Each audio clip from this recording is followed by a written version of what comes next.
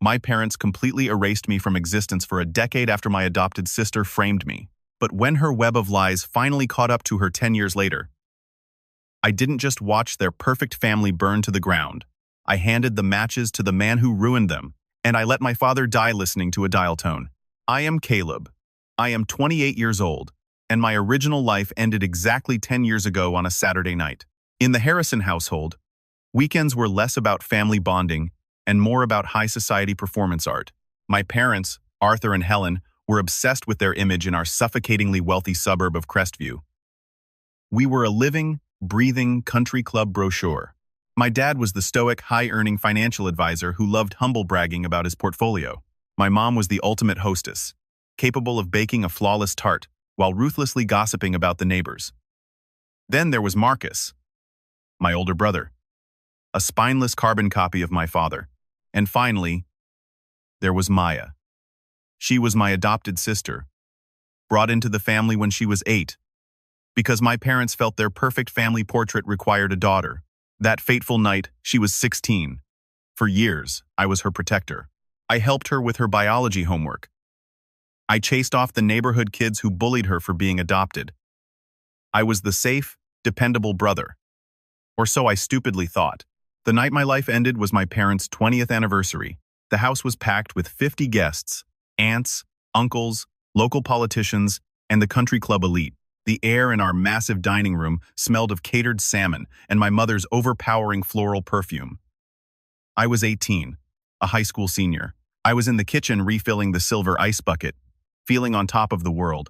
I had stellar grades, a college fund that was about to be my ticket out of Crestview, and a girlfriend named Chloe who I genuinely believed was my soulmate. I walked back into the dining room and set the ice on the sideboard. That was when I noticed Maya. She was sitting at the far end of the long mahogany table, vibrating. Her hands gripped the linen tablecloth so tightly, her knuckles were stark white. She was pale, clammy, and sweating. "Maya," I whispered, leaning down. "Are you sick? You okay?" She flinched violently, like my breath had burned her skin. She looked up at me, her eyes wide with a terror I couldn't comprehend. "I have to," she stammered. Her voice cut through a sudden lull in the party's chatter. My father stood up at the head of the table, tapping his crystal wine glass. "Maya, sweetheart, what is it? Do you want to make a toast for us?" The entire room went dead silent. 50 pairs of eyes locked onto the trembling one. 6-year-old girl. Maya stood up slowly. She looked at my mother. She looked at my father. Then she looked at me. In that microscopic fraction of a second, the fear in her eyes vanished. It was replaced by something cold, calculating, and entirely focused on survival. "I need to tell you all something," she said, her voice cracking with Oscar-worthy perfection. "Go ahead, honey," my mom cooed, adjusting her pearls. "We're all family here. I'm pregnant," Maya whispered. The silence that slammed into the room was heavy, instantaneous, and completely suffocating. The antique grandfather clock in the hallway ticked like a bomb. My father's practiced smile froze. "Pregnant?" Dad repeated, his voice dropping into a dangerous register. Who did this to you?" Maya began to sob. Her shoulders heaved as she buried her face in her hands. "He forced me," she wailed, her voice echoing off the vaulted ceilings. "I said no. I begged him to stop, but he forced me." The room erupted in horrified gasps. My uncle slammed his hand on the table, standing up. "Who, Maya? Give us a name right now." She lifted a shaking finger. She didn't point toward the front door. She didn't point at some invisible high school boyfriend. She pointed directly at my chest. "Julian," she choked out. "It was Julian. My first name isn't Julian. It's Caleb. Julian is my middle name, the name my family only ever used when they were dead serious." I stood there holding a linen napkin, my brain entirely short-circuiting. It was as if she were speaking Mandarin. "What?" I nervously chuckled, looking around. "Maya, what are you talking about?" "That's sick." I looked at my dad, fully expecting him to laugh it off, to say, "Don't be ridiculous, Caleb is your brother." He wasn't laughing. His face had turned a mottled, terrifying shade of violet. The veins in his neck bulged against his expensive silk tie. When he looked at me, there was no recognition. There was only pure, unadulterated hatred. "Dad, she's lying," I stammered. my voice cracking. I never touched her. I swear to God, I didn't even get to finish the sentence. My father crossed the dining room in 3 massive strides. He didn't ask for my side. He didn't hesitate. He swung his fist with everything he had. The impact connected with my jaw with a sickening, wet crunch. White flashes exploded in my vision as my head snapped back. I crashed backward into the sideboard, sending the ice bucket and a dozen crystal glasses shattering to the hardwood floor. Copper-tasting blood immediately flooded my mouth. "You animal!" Dad roared, standing over my crumpled body, his chest heaving. "You sick, twisted animal!" "Arthur, stop!" my aunt shrieked, but she didn't rush to help me. She rushed to cover Maya's eyes. I scrambled backward through the broken glass, spitting blood onto my dress shirt. "Dad, stop! I didn't do it. Listen to me." "Don't you ever call me that again," he spat, his voice laced with venom. "You don't have a father? Not anymore." I looked desperately at my mother. She was kneeling on the floor, rocking Maya back and forth. Maya had her face buried in my mom's chest, wailing loudly. I locked eyes with my mother. "Mom, please. You know me, I would never do this." My mother's eyes were utterly dead. "Get him out of my sight," she hissed like a snake. "Call the police, get that monster out of my house." My older brother Marcus stepped forward. He looked down at me, bleeding in the glass. He didn't offer a hand. Instead, he spit. A thick glob of saliva landed directly on my shoe. "You don't deserve to breathe the same air as us," he sneered. 10 minutes later, the police arrived. I was hauled out of my childhood home in handcuffs, paraded past a crowd of nosy neighbors gathering on their manicured lawns. I saw the absolute disgust in their eyes. In a matter of minutes, I had gone from the golden boy with a bright future to a radioactive pariah. They threw me into a freezing interrogation room at the station. I sat there for 6 hours, my jaw throbbing in agony, my shirt stiff with dried blood. The detective who finally walked in didn't yell. He just looked tired and disgusted. "She's 16, kid," he said. "Statutory incest. Do you have any idea the kind of time you're looking at?" "I didn't do it," I pleaded, tears streaming down my face as the shock wore off. "Test the baby. Do a DNA test. Check the dates. I was at a summer leadership camp 3 months ago. Just please investigate this." She gave a highly detailed statement. The cop replied flatly. "She's lying," I screamed. "She's terrified of someone else and she's using me as a shield. They held me overnight." But here is the reality of accusations without physical proof. They couldn't hold me forever without a formal charge, and Maya's timeline was incredibly shaky. The forensic nurse found absolutely 0 signs of recent trauma. It was entirely her word against mine. By sunrise, they let me go, citing a pending further investigation. I walked out of the precinct into the blinding Sunday morning sun. My lip was split and swollen to the size of a grape. My phone had been confiscated for evidence. I had no wallet, no keys. I thought the worst was over. I naively thought, I just need to walk home, let everyone calm down, and we'll figure out the truth. I walked the 6 miles back to Crestview. Every car that passed felt like a jury delivering a guilty verdict. When I finally turned onto my street, my heart stopped. My belongings were scattered across the front lawn. They weren't neatly packed in boxes. They were strewn across the wet morning grass like toxic waste. My clothes, my debate trophies, my textbooks, my bedding. My laptop had been brutally smashed with a hammer, the screen shattered into 1,000 pieces near the sprinkler head.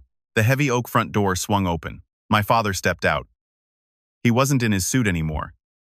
He was wearing jeans, holding a heavy iron golf club. He looked down at me from the porch like I was a rabid dog that had wandered onto his immaculate property. "I told you," he said, his voice eerily, terrifyingly calm. "You aren't welcome here." "Dad, I just want my car keys," I trembled, wrapping my arms around myself. "And my wallet, please." "You don't have keys," he replied. "And as for your wallet, consider the cash inside your final severance package." "Severance?" I choked out. "Where am I supposed to go?" "Hell, for all I care," he said, gripping the club tighter. "I spoke to my lawyers at 6 a.m., Caleb. You are entirely removed from the will. Your inheritance is gone. The college fund is frozen and drained. You are not a Harrison. I am systematically erasing you from every document that ties you to this family." "Mom!" I screamed past him at the house. "Mom!" I saw the curtain in the living room twitch. I saw her face for one agonizing second. pale, tear-stained. Then, she let the curtain fall. She turned her back. She chose the comfortable lie over her bleeding son. "Get your trash and get off my property," Dad commanded. "If you're not gone in 60 seconds, I'm calling the police for criminal trespassing." I scrambled frantically on my hands and knees, gathering whatever clothes weren't ruined by the mud. I found my backpack and shoved things inside. I found my wallet tossed in the dirt. I opened it, $250. That was my entire net worth. I ran to my car, an old beat-up Honda I had bought myself with summer job money. Miraculously, the keys were in the ignition. I started the engine, backed out of the driveway, and looked at the house one last time. My father stood on the porch, guarding his castle from the infection he thought I was. I drove aimlessly until my hands shook so violently I had to pull into a gas station parking lot 2 towns over. I needed Chloe. I needed the girl who loved me. I went to a payphone and dialed her number from memory. She picked up on the second ring. "Hello?" Her voice was thick with crying. "Chloe." I breathed. Leaning against the dirty metal box. "It's me. It's Caleb." "Caleb," she gasped. "Oh my God, where are you?" "I'm at some gas station." "Chloe, you have to believe me. Maya is lying. I never touched her." "I know," she whispered. My heart soared for a fraction of a second. You know? "I know you, Caleb," she sobbed. "You cry during Pixar movies. You carry spiders outside in cups. I know you didn't do this." "Thank God," I exhaled, tears freely falling. "Okay, look, I need help. Can I come over? Just for one night so I can figure things out?" Silence. Heavy, suffocating silence. "Chloe? My parents." She stammered. "They know about the arrest. The whole town knows. It's trending on Facebook. People are saying you're a predator, but you know I'm not. My dad said if I even speak to you, he's cutting me off," she cried hysterically. "He said he'll pull my university tuition. He said he'll call the cops if you pull into our driveway. I can't lose my family, Caleb. I can't lose my future. I'm so sorry. Please, don't call me again." Click. The dial tone hummed in my ear. A flat, monotonous sound that officially declared my life over. My family disowned me. My girlfriend abandoned me. My name was radioactive waste. I got back into my Honda and screamed until my vocal cords physically tore. I punched the steering wheel until my knuckles bled. Then, I just drove. I drove west until the gas light blinked red. For the next 8 days, I lived in that freezing car. I learned the brutal reality of being invisible. I slept in Walmart parking lots with one eye open, terrified of a cop's flashlight tapping on the glass. I washed my face in grimy gas station bathrooms using harsh brown paper towels. I survived on a single loaf of bread and a jar of cheap peanut butter. But the $250 drained fast. By day 9, I was in a town called Oak Ridge, 3 states away. I was starving. Not the kind of hungry where your stomach growls, the kind where your organs feel like they're eating themselves. I was dizzy, lightheaded, and smelled like stale sweat. My car sputtered and completely died right as I rolled into the gravel parking lot of a rundown, greasy spoon called Frank's Grill. I sat in the dead car for an hour. I looked at myself in the rearview mirror. I looked feral. Matted hair, yellowing bruises on my jaw, sunken eyes. I forced my shaking legs out of the car and walked to the diner's glass door. Taped to it was a handwritten sign. "Help wanted. Dishwasher. Cash pay." I pushed the door open. The smell of frying bacon and hot grease hit me so hard my knees almost buckled. Behind the counter stood a man who looked like he was carved out of an oak tree. Big, bald, with a thick gray beard and forearms the size of cinder blocks. He was aggressively wiping down the counter. He looked up, his eyes narrowing as he took in my dirty clothes and trembling frame. "We ain't a homeless shelter, kid," he rumbled, his voice sounding like tires on gravel. "Buy a coffee or get out." "I saw the sign," I rasped, my throat raw. "For the dishwasher." He stopped wiping. He looked at my muddy, once expensive sneakers. He looked at the massive, ugly bruise covering half my face. "Runaway?" he asked. It wasn't a question, just an observation. "I need a job," I pleaded, gripping the edge of the counter to stay upright. "Please." Frank stared at me for a long, agonizing minute.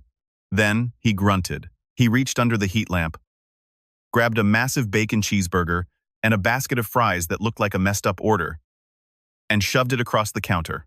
"Eat," he ordered. "Then you wash. You break a plate, I break your arm." I didn't even use a napkin. I shoved the food into my mouth, hot grease dripping down my chin. It was the greatest meal of my entire life. That was the day Caleb Harrison died, and Caleb the survivor was born. The kitchen at Frank's Grill was a humid, chaotic hellhole, and it was my sanctuary. For 14 hours a day, my hands were submerged in scalding, soapy water, scrubbing baked-on grease. My back screamed in pain, my skin cracked and bled, but for 14 hours, I didn't have to think about Maya. I didn't have to feel my father's fist. At the end of my first shift, Frank tossed me a brass key. "Attic," he grunted, pointing to a sketchy staircase near the mop closet. "There's a cot. Don't smoke. Don't steal my shit." The attic was a dusty storage closet with a stained mattress on the floor, but to me, it was a 5-star hotel. I locked the door and slept for 16 hours straight. For the next 3 weeks, Frank paid me in under-the-table cash. He never asked questions. I started to feel safe. Then, the bubble popped. It was a chaotic Friday lunch rush. I was hauling a heavy plastic tub of dirty plates out to the front counter when I froze dead in my tracks. Sitting at the diner counter was a long-haul trucker reading a newspaper. On the back page, facing directly toward me, was a grainy photo. It was my high school yearbook picture. The headline screamed, "Have you seen him?" Teen wanted for questioning. In statutory assault, my blood turned to liquid nitrogen. My hands shook violently, making the silverware in the tub rattle loudly. The trucker looked up at the noise. He looked at my face. He looked down at the newspaper. He looked back at me, his eyes going wide. "Hey," the trucker said, pointing a greasy fry at me. "You look exactly like." I dropped the tub. Ceramic plates shattered everywhere. I spun around and bolted for the back door in a blind panic. I fumbled with the deadbolt, hyperventilating. They found me. I'm going to prison. My life is over. A massive, calloused hand grabbed the back of my shirt and slammed me hard against the prep wall. It was Frank. "Where's the fire boy?" he growled. "Let me go," I sobbed, thrashing against his grip. "I didn't do it. I swear to God I didn't touch her." The trucker was standing in the kitchen doorway now, holding the newspaper. "Frank, that's him. That's the sick kid from the paper. Says he attacked his little sister." Frank looked at the newspaper. He looked at the headline. Then he looked at me, pinned against the wall, weeping uncontrollably, begging for my life. The kitchen went dead silent. The line cook stopped flipping burgers. Frank slowly reached out and took the newspaper from the trucker. He stared at it for a long 5 seconds. Then, he deliberately crumpled it into a tight ball and tossed it into the deep fryer grease trap. "Don't look a damn thing like him to me," Frank said, his voice dangerously flat. The trucker blinked. "Frank, what are you talking about?" "That's clearly—" Frank took a step toward the trucker, crossing his massive arms, blocking me from view. I said, "It don't look like him. My dishwasher's name is Caleb. He's been here a month, he works his ass off, and he keeps his mouth shut. Now, do you want to finish your coffee, Gary? Or do you want to play amateur detective and find a new place to eat?" The trucker swallowed hard, looked at Frank's sheer size, and backed up. "Whatever you say, Frank, just looked like him." He scurried back to his stool. Frank turned back to me. I had slid down the wall and was sitting on the greasy floor, gasping for air. "Get up," he commanded roughly. "Why?" I whispered, wiping tears from my face. "Why didn't you turn me in for the reward?" Frank sighed, rubbing his gray beard. "Kid, I did 2 tours in Vietnam. I've been around long enough to know the look of a guilty predator. You got the look of a terrified rabbit running from a wolf. Besides," he glanced toward the dining room, "everybody's got a story. Some are true, some are bullshit. As long as my plates are clean, I don't give a damn what your last name is. Get back to the sink." That was the exact moment Frank became more of a father to me than Arthur Harrison ever was. Over the next few months, Frank noticed I was smart. When the diner's walk-in freezer broke, he didn't call a repairman. He brought me over. "Why is this coil freezing over, kid?" "Bad airflow, I guessed. Or a blocked condenser." "Smartass," he grunted. "Fix it." I started reading manuals. I fixed the AC units, the fryer, the ice machine. I realized I loved machines. Machines were logical. If a machine was broken, there was a root cause. If you followed the steps, you could fix it. Humans weren't like that. Humans lied. One night, Frank slid a brochure across the counter. It was for a local trade school offering plumbing and HVAC certification. I can't, I told him. I don't have a diploma. I don't have a clean ID. I know a guy on the school board, Frank said, lighting a cigar. You can get your GED. As for the ID?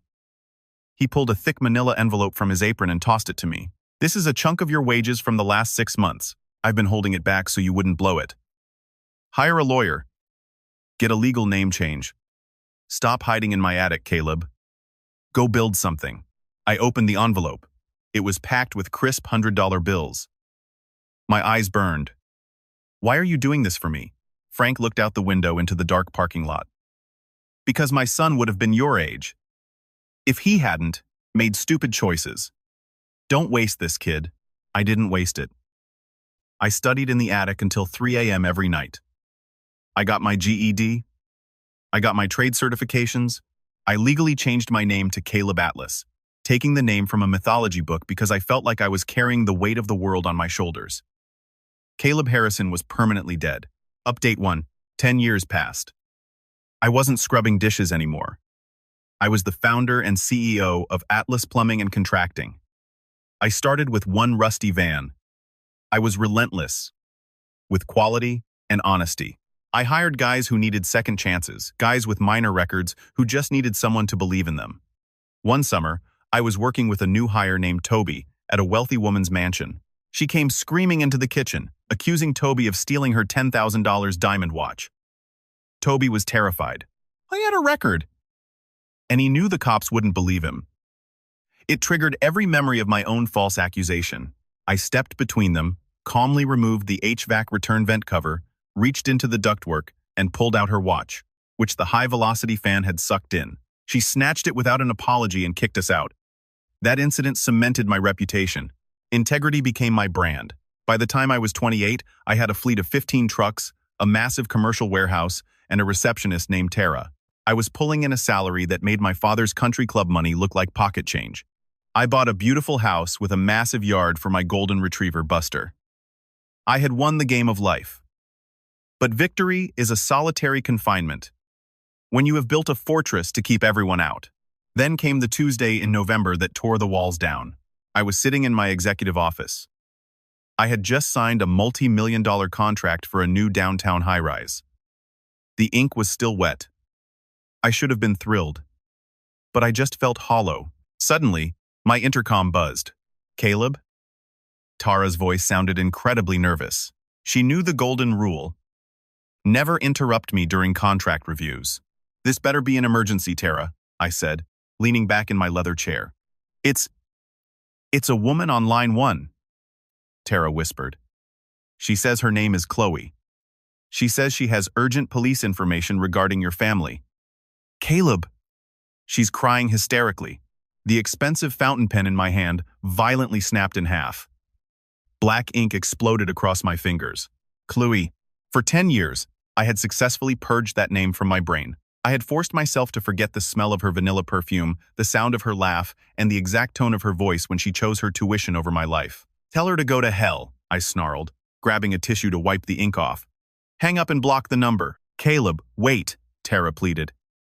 She said your sister Maya is in handcuffs. She said she's in county jail. The ambient noise of the office, the ringing phones, the hum of the AC, the distant chatter of my technicians instantly vanished. There was only the deafening pounding of my own heart. Handcuffs. I stared at the blinking red light on my phone console. It was a direct wire to a past I had buried under 10 years of concrete. I picked up the receiver. My hand was terrifyingly steady. This is Atlas, I said, my voice completely devoid of human emotion. Caleb? Hearing her voice was like grabbing a live electrical wire. It was older, raspier, stripped of the naive teenage innocence. I didn't think you'd actually answer. I know you hate me. I know I deserve it. You have 30 seconds, Chloe, I stated coldly. Start talking. It's Maya, she rushed out, her breath hitching. She's been arrested, Caleb. It's all over the news here. The lies, everything. She's sitting in a cell. I leaned forward, my eyes narrowing. What did she do? She did it again, Chloe whispered. She accused someone else. A block of solid ice dropped into my stomach. Who? A man named Julian Vance, Chloe explained. He's a tech CEO, incredibly wealthy. Maya got a job as his executive assistant.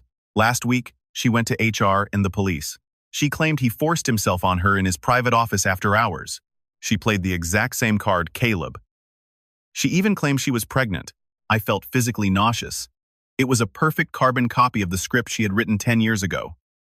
Let me guess, I said, bitterness dripping from every word. Julian's life is destroyed. His wife left him. He's sleeping in his car. No, Chloe said, and I heard a profound awe in her voice. That's the thing. Julian wasn't you.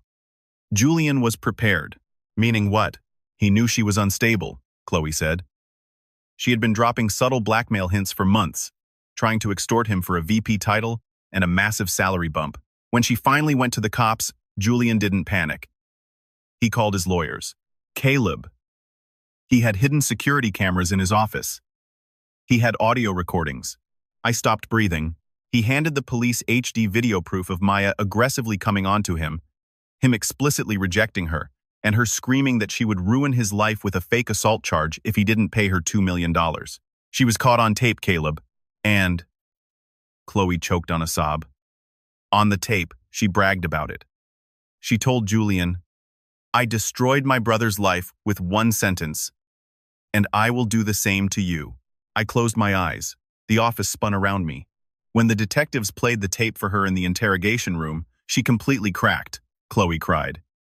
She confessed to the extortion. And then the cops pulled your old file. They pressed her on the pattern. And she confessed to that too. Caleb. She told them everything. She told them you never laid a finger on her. Who was the father? I demanded. My voice a lethal whisper. I needed the name of the ghost that had haunted my life. A local drug dealer named Trey. Chloe wept. He was 21. When she told him she was pregnant, he put a gun to her head and told her he'd kill her if she named him. He skipped town. She needed a scapegoat. She chose you because you were the safe brother. She knew you wouldn't fight back. Silence stretched over the phone line. The truth was finally out in the open, hovering in the air like a ghost. But it didn't feel like a victory. It felt like a surgical amputation without anesthesia. There's something else, Chloe whispered, her voice trembling with absolute disgust. Your parents. They've known for years. My eyes snapped open. What? Maya kept the baby. A little girl named Sophie. She's 10 now. Your parents have been raising her. 2 years ago, Maya got drunk at a country club party and confessed to your mother about Trey. She admitted you were innocent. My grip on the phone receiver was so tight the plastic groaned, and my mother did what? Nothing, Chloe sobbed. They kept it a secret to protect their social standing. They didn't want the scandal of a drug dealer's baby and a lying daughter, Caleb. They told little Sophie that you were a monster. They used your high school photo as a boogeyman to explain why her father wasn't around. A volcanic, world-ending rage ignited in my chest. They hadn't just erased me. They had weaponized a child against my memory to cover their own sickening shame. Why are you calling me, Chloe? I asked, my voice terrifyingly calm. Why now? Why not 10 years ago when I was starving in a parking lot? I needed you to know you were cleared, she wept. And I needed to say I'm so sorry. I was a coward. I chose my college fund over your life. I have to live with that guilt every single day. Yes, I replied softly. You do. Enjoy your degree.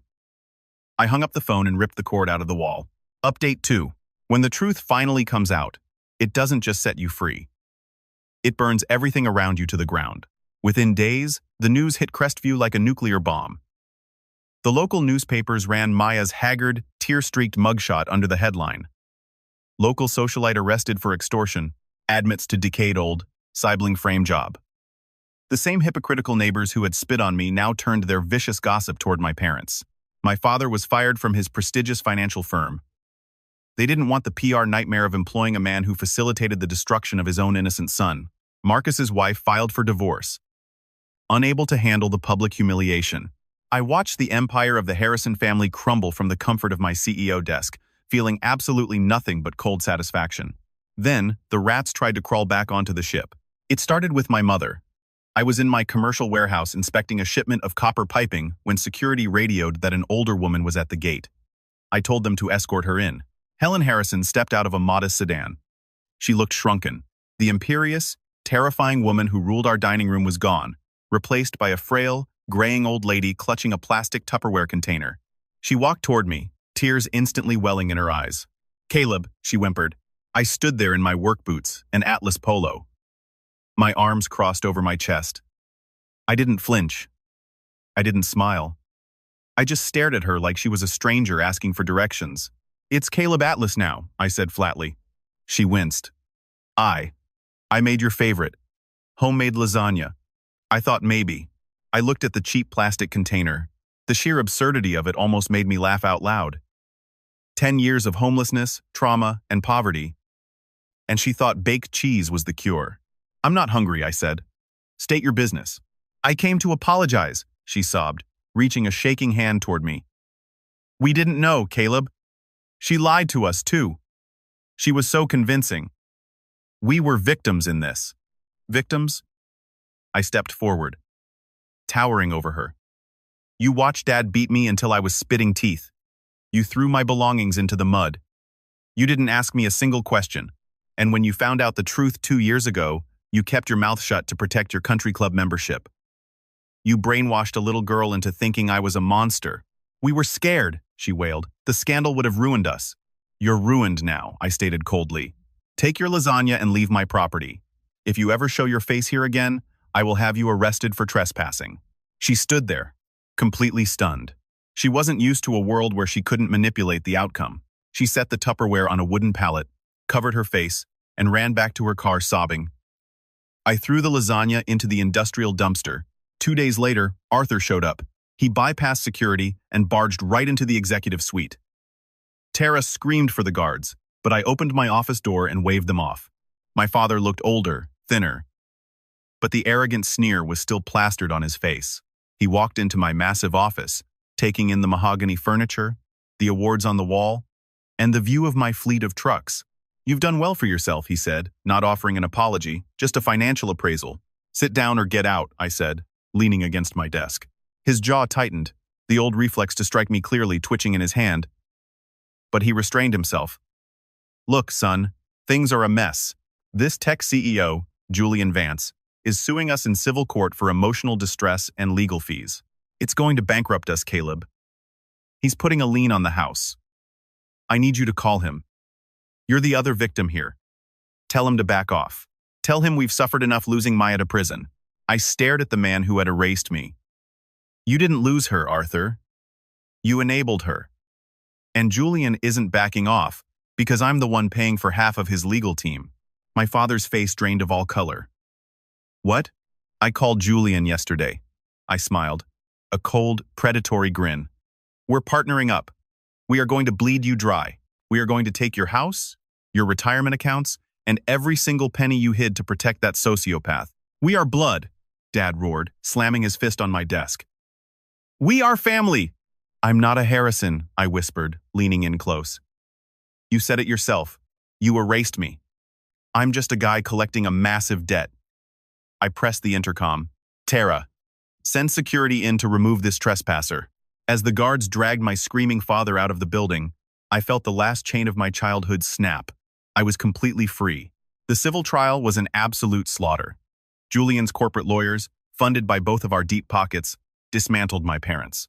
They uncovered massive financial fraud where Arthur had illegally dipped into client accounts to pay Maya's initial defense retainers. The house was seized. The accounts were drained. But the most beautiful piece of justice came when Julian's lawyers triggered a massive CPS investigation. A judge ruled that raising a child in a household built on pathological lies and financial fraud was psychological abuse. Little Sophie was removed and placed with a decent, distant relative of Trey's, where she would finally receive therapy to undo the brainwashing. Life moved forward. I met a woman named Elena. She was the marketing director I hired to rebrand Atlas Plumbing. I told her my entire story on our third date, fully expecting her to run. Instead, she reached across the table, grabbed my scarred hands, and said, "You aren't broken, Caleb. You're just forged in fire. And steel is stronger." We got engaged. I moved Frank out of his dingy apartment and into the luxury guest cottage on our property, so I could keep an eye on his failing health. I had a family, a real one. The final chapter closed on a Tuesday night, near midnight. Elena was asleep beside me. My cell phone buzzed on the nightstand. It was an unknown number. I slipped out of bed, walked out onto the balcony overlooking my pool, and answered. Caleb. It was my father. His voice was a horrific, wet rattle. He sounded incredibly weak. It's Arthur. He wheezed. I don't have much time, son. It's stage 4 liver cancer. The doctors say I have maybe a week. I stood in the cool night air, listening to the labored breathing of the man who had nearly beaten me to death. I'm terrified, Caleb, he cried, the arrogance finally, permanently gone. I don't want to die knowing my own flesh and blood hates me. I need to hear you say you forgive me. Please, come to the hospice. Just for 5 minutes.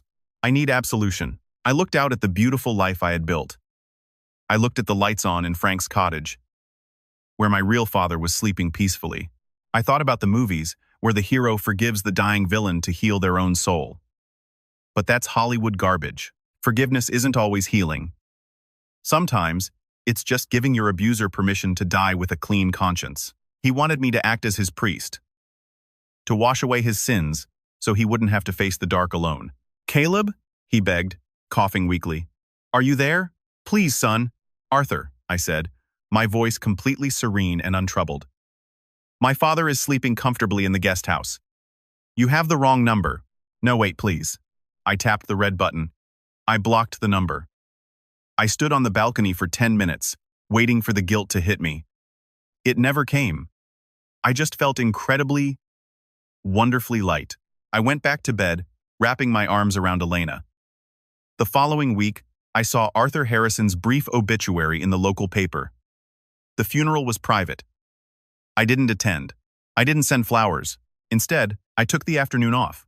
I took Elena and Frank to a Major League Baseball game. We ate overpriced hot dogs, drank cold beer, and laughed until our ribs ached. As I watched Frank excitedly cheer for a home run, I realized the ultimate truth. Biology is a complete accident, but family is a deliberate choice. They tried to bury me in the dirt, but they didn't realize I was a seed. I built my own world from the ashes of theirs, and in my world, there are no lies.